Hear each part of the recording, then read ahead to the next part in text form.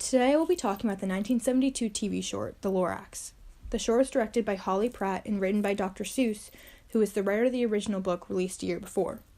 While it is a children's film, The Lorax highlights severe environmental issues surrounding the time it was created.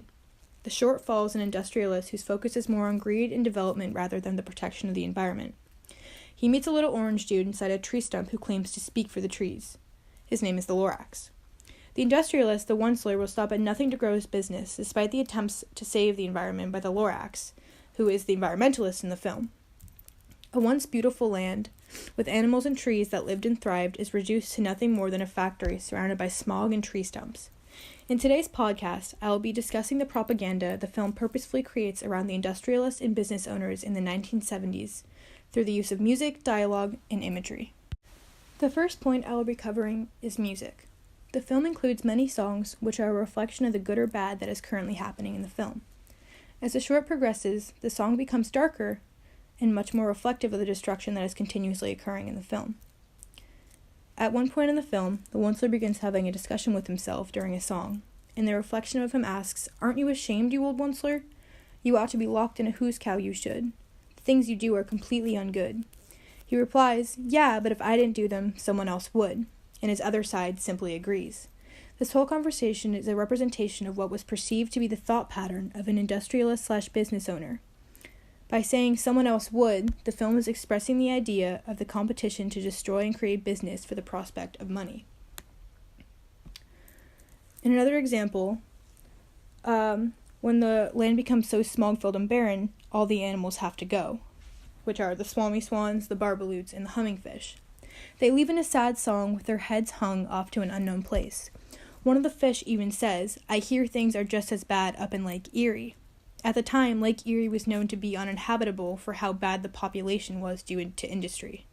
The animals all having to leave with no choice expresses the sheer truth of the destruction of different habitats of many species at the time. The extinction crisis caused by the treatment of our environment was even said to have started in the 1970s, when industry and pollution was at a worst. In another song, it was nearing the end of the film, the whole Onceler family is leaving the factory. They sing as they go, for he's a jolly good Onceler, aren't we all? By saying aren't we all, this shows how every Onceler is all the same, greedy, needy, destructive, and inconsiderate business developers.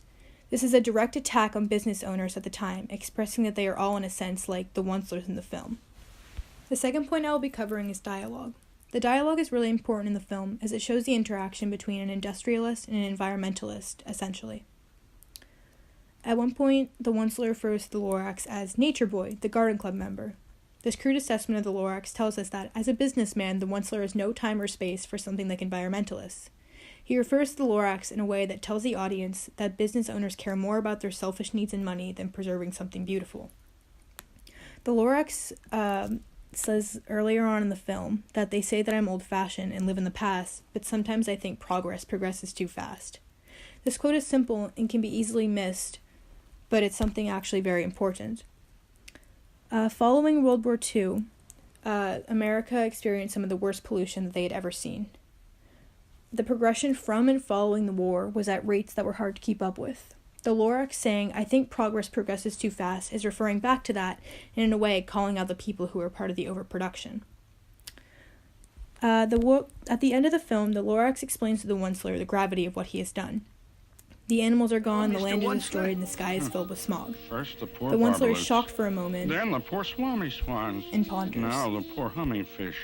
Oh, Mr. Lorax. Mr. Lorax. This cursed factory of mine. Now at last I understand. Mr. Onceler, Mr. Onceler! Oh, yes, Miss Funzler. Stock market's just closed, and Thnees Incorporated stock is up. Up 27 5/8 points. Wow. Wow. Howdy-do! Now you listen to me, Pop, while I blow my top. Trees. You speak for the trees. Well, I speak for men and human opportunities. For your information, you Lorax, I'm figuring on biggering. And biggering, and biggering, and biggering, turning more truculent trees into needs, which everyone needs. The reaction of the Onceler is saying that money is essentially more important, and that's the mindset that the Onceler has. In the film, adding this in is stating that about business owners and industrialists as well. The third point I'll be covering is imagery. The imagery in the film expresses the symbols and the importance of them in relation to propaganda. In the beginning of the film, when the whole Onceler family is heading in, they're running over flowers, letting out harmful emissions, and throwing whatever trash they pleased out of their window. They are expressed as having absolutely no regard to the environment around them. In a similar example, as the industry of Thneeds is growing and growing, a garbage truck heads over to a blue stream and dumps all of its contents into the water. On the side of the vehicle it reads, "Sanitation is beautiful." The whole idea of sanitation is to protect public health and keep areas clean. However, this imagery expresses the exact opposite. People didn't care about keeping the environment clean and healthy, but more about useless gizmos that became a followable trend to have, like the Thneed. Throughout the entire film, the Onceler family has green hands and green bodies, but their faces are never shown. I believe this is a representation of how all business owners are targeted and expressed the same by the film. They have very little variation at all, besides their slightly different names and varying voices. In conclusion, the 1970s were a bleak time for the environment. The Lorax seemed to understand and express that. The film recognized the undeniable patterns of business owners and industries, all doing the same thing and acting the same in the way they ran their businesses. Destruction was a top priority in creating a business, and still is today. Not to say that logging and business creation is all bad, of course, but the film highlights the extreme that business owners and industrialists have gone to. The propaganda expressed in the film is more to warn people the severity of what could and has happened before. By using intense imagery, dialogue, and music, viewers can see what a world where corporate greed is more important than anything else can look like, which is really the main takeaway from the film.